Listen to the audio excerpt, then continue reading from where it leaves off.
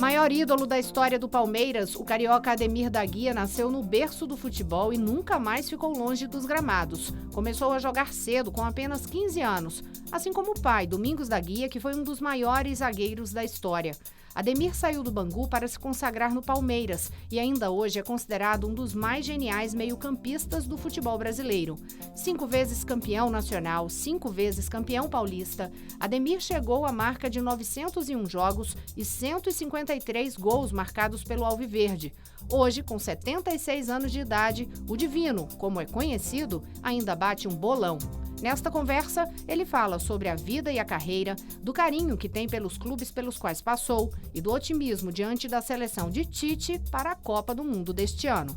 Ademir da Guia, muito obrigada por conversar com a gente. Já aproveito para dar os parabéns pelo aniversário, agora comemorado nesse início de abril, com homenagens e tudo, inclusive. Verdade, verdade. É difícil chegar aos 76, né? Então, muita festa. Ainda bem que eu não bebo nada, né? Tem que beber um suco de laranja, uma água, para poder continuar jogando, senão não dá. Pois é, e ainda consegue entrar em campo aí, joga meia hora. Entro em campo, jogo bem, jogo 30 minutos. Tem que jogar bem, porque se não jogar bem é melhor não entrar. A gente tem que entender que existe uma hora de parar também, né? Então tem que jogar bem. Foi difícil a hora para você parar? Na hora de dizer assim, lá no final dos anos 70... Então, na verdade, eu não parei, né? Porque chegou 76, nós fomos campeões paulistas. 77, em agosto, eu tive um problema de respiração e então eu fiquei fora. Fui ver, o doutor falou, Ademir, vai lá no médico, ver o que está acontecendo. Então, eu fui ao médico e ele falou, Ademir, vamos fazer uma operação no nariz e tal, e você volta logo. Mas eu operei uma vez, depois eu operei 2 vezes e não consegui voltar. Melhorei bastante do problema, mas não para voltar a jogar profissionalmente. Isso foi aos 35 anos. Eu parei de 35, fiquei parado praticamente 30 anos. Depois eu comecei a voltar a brincar, a participar, mas tinha medo. Então foi uma coisa que aconteceu que eu precisei parar, sem entender muito porquê, mas que não teve jeito. E tão novo na época, né? 35 anos. E, na verdade, eu tinha 903 jogos pelo Palmeiras. Eu chegaria mais ou menos a 1.200 jogos. Eu jogaria 77 de agosto para frente, 78, 79, talvez até 80. Era muito. Mas foi uma pena. Foi uma pena para todos que gostavam de ver ali aquele bom futebol.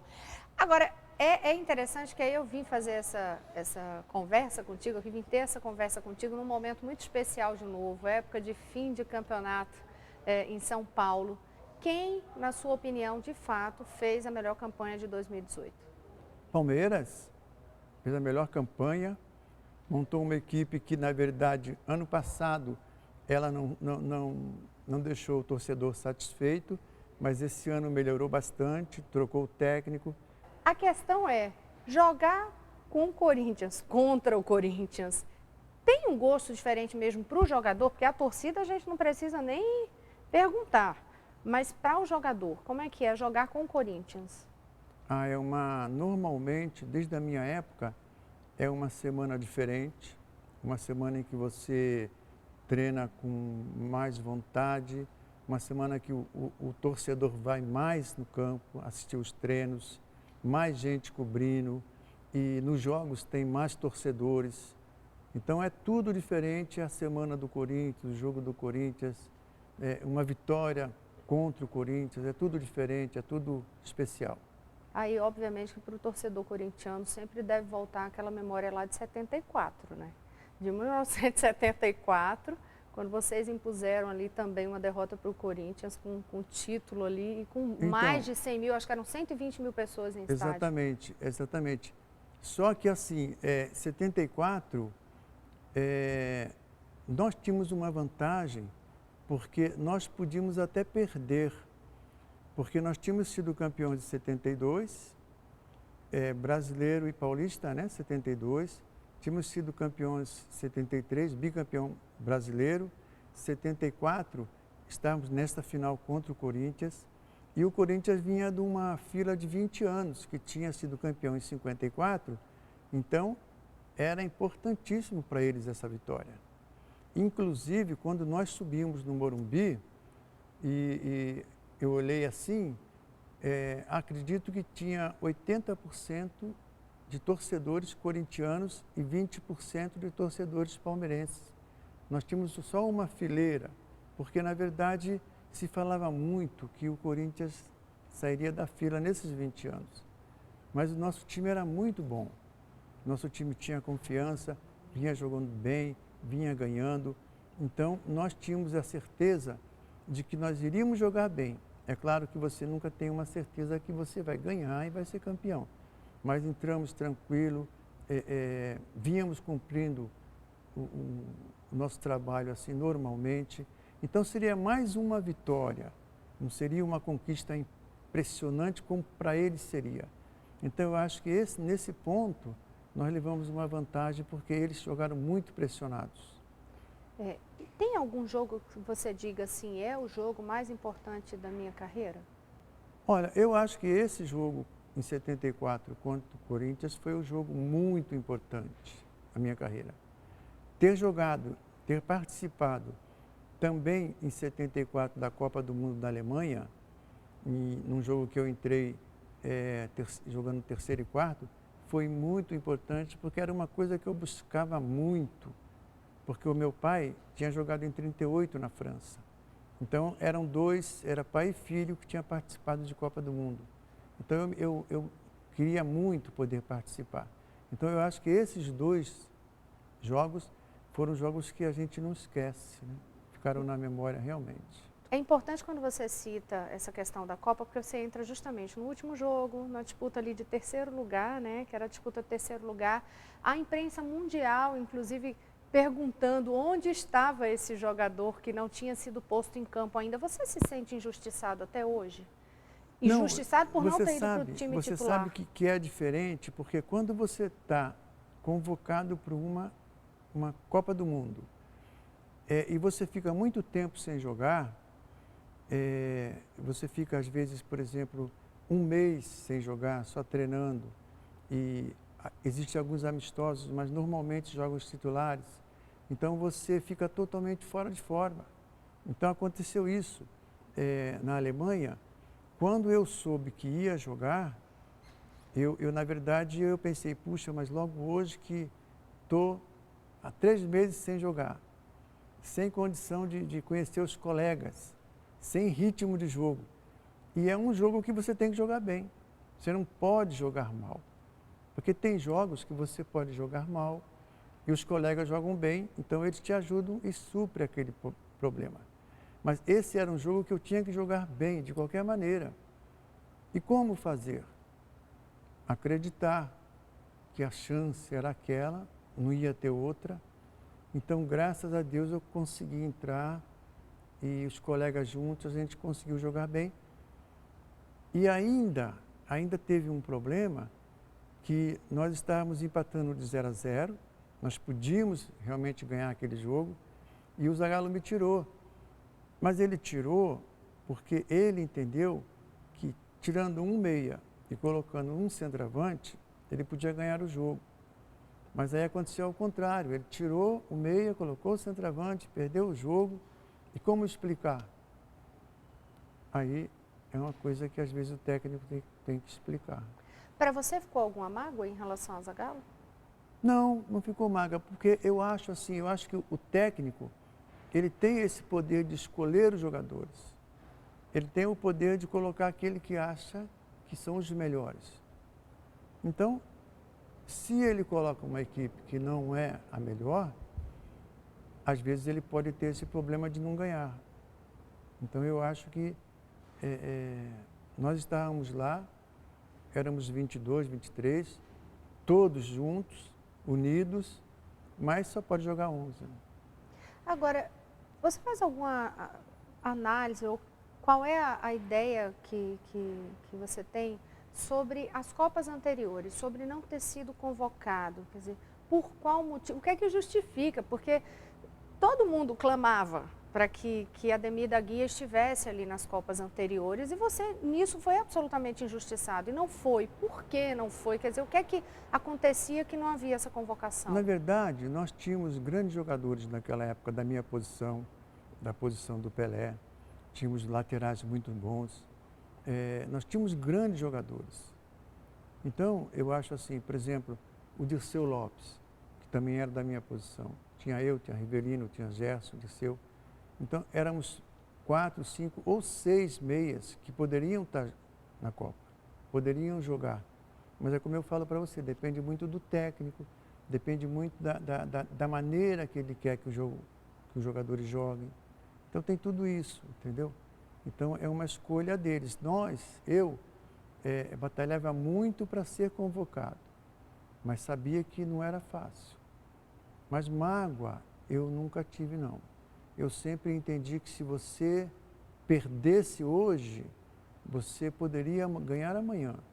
Então, se eu não era convocado hoje, no outro dia, na outra Copa, eu poderia, dependendo do meu futebol, poderia melhorar e, quem sabe, ser chamado como aconteceu em 74. Pena que eu não consegui jogar. Pois é, um jogo só. Um jogo só. E esse jogo foi muito importante, porque ele deu para mim essa noção que eu podia acreditar que eu poderia ter sido melhor aproveitado. A gente vai continuar essa conversa daqui a pouquinho, até porque eu quero saber de você o seguinte, a gente já está perto aí de mais uma Copa do Mundo. Na hora de escalarem esse time aí, o que é que seria injustiça para a Copa deste ano? Mas você vai me responder daqui a pouquinho, eu volto já.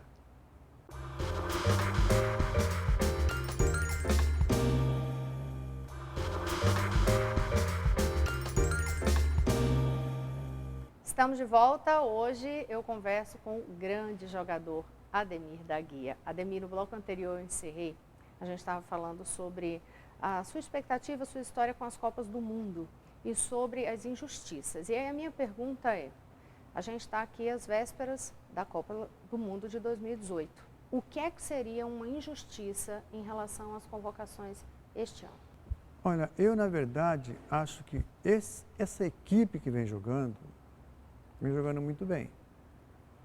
Eu acho que os jogadores foram escolhidos e estão, alguns até surpreendendo.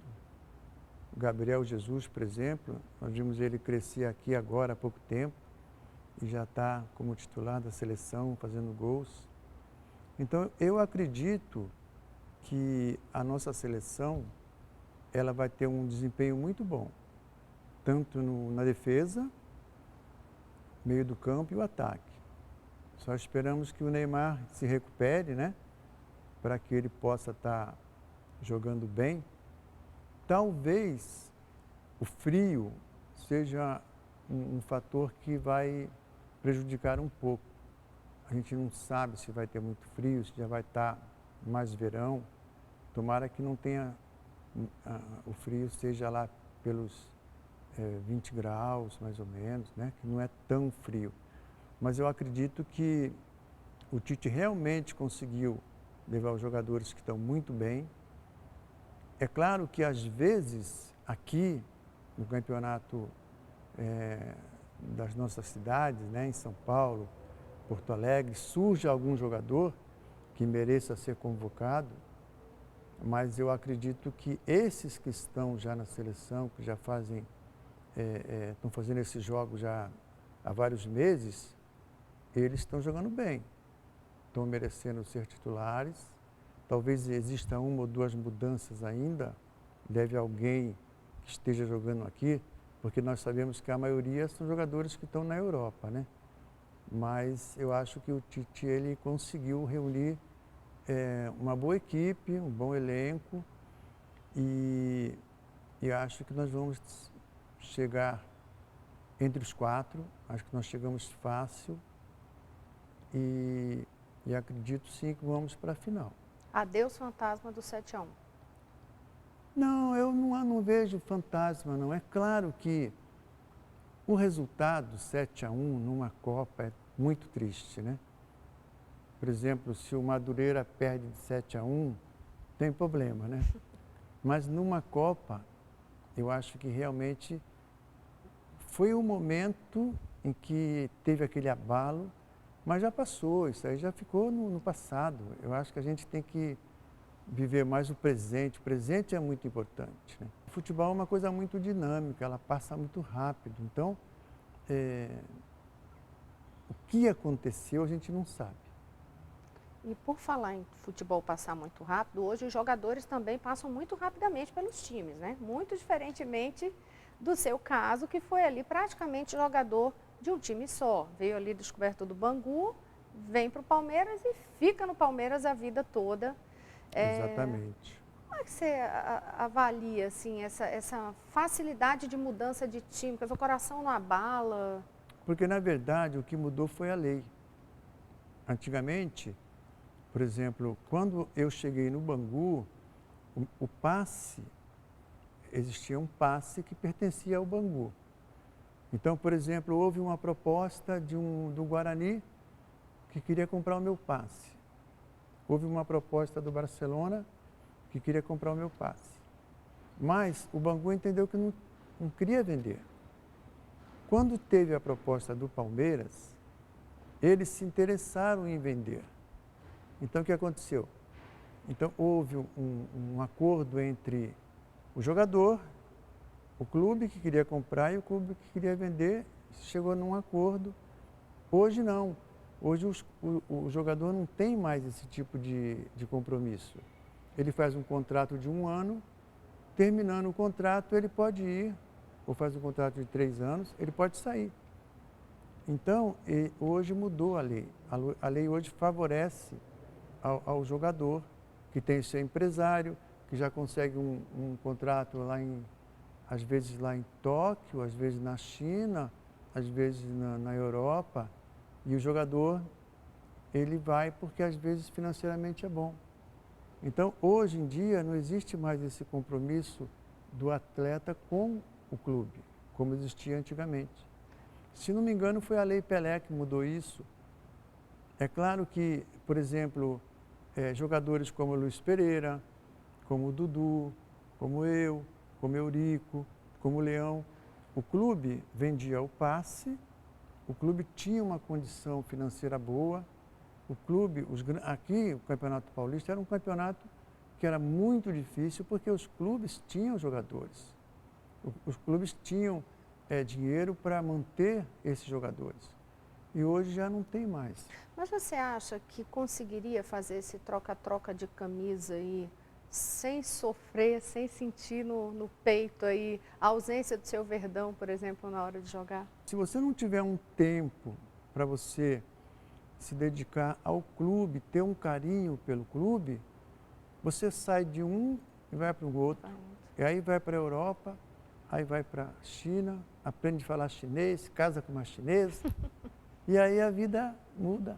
O empresário, se ele chega com uma proposta muito boa e fala, olha, nós temos essa proposta para ficar 2 anos na China, vamos ficar milionário. Você fala assim, eu vou ficar milionário?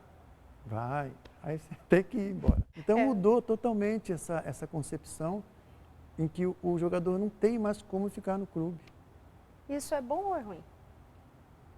Para a nossa profissão, que é uma profissão mais ou menos, por exemplo, o jogador começa a ganhar um salário aos 20 anos, 22 anos, e termina aos 35, 37, passa muito rápido. Então, o jogador podendo sair, fazer bons contratos é importante. Você sempre fala de sua paixão pelo Palmeiras, obviamente, mas veio de todo aquele histórico do Bangu, que além de ter jogado lá inicialmente, tinha o histórico da família. Vem aí de uma família de grandes jogadores, né, com uma história no Bangu, com o Divino Mestre. O seu coração divide aí um pouco alvirrubro, um pouco alviverde, ou não tem espaço? E eu fiquei 4 anos no Bangu. Em 60, porque eu comecei em 57 e 58, joguei infantil. Em 59, eu joguei juvenil e nós fomos campeões cariocas pelo Bangu. E aí, em 60, teve o primeiro torneio internacional de Nova York. E o Bangu levou 4 jogadores que tinham sido campeões como um prêmio. Então, nós fomos para Nova York e fomos campeões do torneio internacional de Nova York. E eu fui considerado o melhor jogador do torneio. Aí, no ano seguinte, em 61, nós fomos para a Europa, fizemos uma excursão que começamos em Portugal, Espanha, Inglaterra, França, e fomos até Suécia. Então, eu fiquei no Bangu quase 5 anos, e quando eu vim para o Palmeiras, eu torcia para os meus amigos que tinham ficado lá. Existia esse carinho muito grande.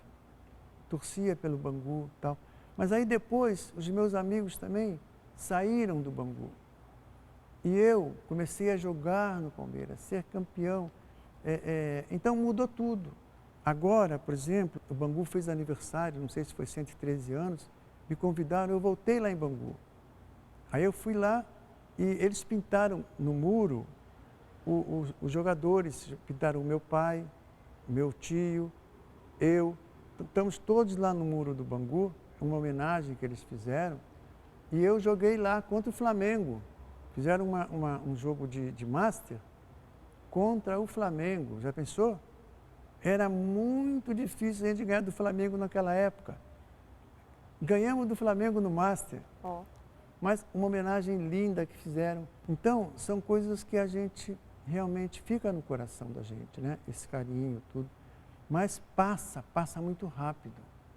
Vir ter essa origem nessa família toda de grandes jogadores, isso abriu portas ou dificultou? Uma vez eu li uma história de que você chegou a se apresentar como Ferreira, né? Para poder não dizer que era o filho do Divino Mestre. Sabe o que aconteceu?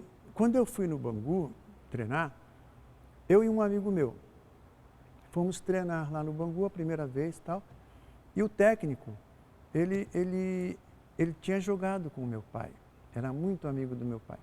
E quando terminou o treino, ele me chamou, falou, vem cá, eu fui lá, você é o filho do Domingos? Eu falei, sou. Puxa, o Domingos é muito meu amigo, jogamos juntos, tal. Aí, volta que você vai ficar no Bangu. Aí voltei no Bangu. Aí teve um dia que eu falei, puxa, mas eu quero saber se eu vou conseguir ficar num time sem ser filho do Domingos, né? Aí fui lá no Botafogo, lá em General Severiano. Peguei o trem, né? Fui lá, peguei o ônibus, cheguei lá. Aí o técnico reuniu os garotos assim, né? Você, como é que é seu nome? Eu falei, Ferreira. Porque, na verdade, eu sou Ademir Ferreira da Guia. Eu não uso Ferreira. Ferreira. Ô Ferreira, vai lá, tal. Quando terminou o treino, ele falou, vem cá, você é o filho do Domingos? Eu falei, sou. Então você vai fazer o seguinte, você vai vir aqui, no sábado, vai ter um jogo amistoso, e você vai jogar com a gente aqui no sábado. Tanto que eu tenho uma foto do Botafogo, é a única coisa que eu tenho do Botafogo, uma foto, que eu joguei nesse jogo, foi a única vez, depois não voltei mais também. Não adiantava também mudar o nome, né? Ia ser identificado até pelo estilo, né? E sempre, tantos adjetivos que foram feitos, da sua elegância em campo, a forma de correr, os passos largos. Tem frases super bonitas a seu respeito, né? De tantos outros grandes jogadores que dão frases lindas, como por exemplo, ele jogava balé, era uma orquestra em campo. Mas você sabe que quando eu saí do Rio e vim para São Paulo, eu fiquei aqui 1 ano e meio esperando uma oportunidade, porque o Palmeiras tinha sido campeão em 59. E esse time jogou 59, 60. Inclusive o chinesinho, que era o meia, ele foi para a Copa do Mundo de 62, e aí ele foi contratado e foi para a Itália. Então, ele indo para a Itália, abriu uma vaga para a gente. Era eu e o Burini, tínhamos 2 esperando essa oportunidade. Então, e o futebol carioca era um futebol mais tranquilo, mais lento. Então, eu tive que, na verdade, mudar a minha maneira de jogar, a minha maneira de ser. Eu tive que existiam às vezes críticas, né? E eu entendia que essas críticas era importante eu assimilar e melhorar, porque realmente era um futebol totalmente diferente. Uma das observações que se fazia era de que teria um jogo mais lento. Exato. Se a gente for comparar com os jogos de hoje, por exemplo, campeonato europeu, Não, teria muita espaço correria, mais para muita correria. É verdade. Mas o problema hoje do jogo mais corrido, mais dinâmico, é que hoje nós temos menos jogadores técnicos, né? Antigamente existiam mais jogadores técnicos. Por exemplo, um Djalminha, um Alex, o próprio Gerson, né? Eram jogadores mais técnicos, não eram jogadores de muita correria. O próprio Rivelino. Então, era diferente. Mas aí aquele futebol arte e com aquela serenidade que você entrava em campo, isso não tem mais espaço, né? Não, eu entrava às vezes nervoso também. Mas só passava a serenidade. Eu passava, ainda bem que eu passava. Qual é o segredo? O segredo é você trabalhar muito, ter vontade, fazer as coisas acreditando que você pode fazer e fazer aquilo que você realmente nasceu para fazer, né? Eu acho que a pessoa nasce com um dom. Eu, por exemplo, teve um dia que falaram, vem aqui, Ademir, cantar. Aí eu falei, mas eu vou cantar. Vem! Mas eu achei que eu não era cantor. Então, é melhor eu não cantar, não é verdade? Então, acho que a gente nasce com um dom. E é claro que você tem que procurar aperfeiçoar. E ser brilhante em campo. E cada vez ir melhorando. Porque, por exemplo, agora você falou uma coisa que eu acho que é importantíssima. Não é porque eu tenho 76 anos que eu não posso melhorar. Eu posso melhorar. Então, eu treino para melhorar. Tudo na minha vida eu faço para melhorar. E o importante é isso, que às vezes as pessoas falam, puxa, Ademir, você jogou bem hoje. Eu fico muito contente porque eu estou treinando para jogar bem. Se a pessoa falasse, Ademir, você hoje ficou parado, eu falei, puxa, então meu treino não está resolvendo nada. Então eu acho que a gente pode melhorar sempre. E continuar dando esse espetáculo para a gente. Ademir, muito obrigada por essa conversa, já acabou. Eu que agradeço essa oportunidade. Obrigado.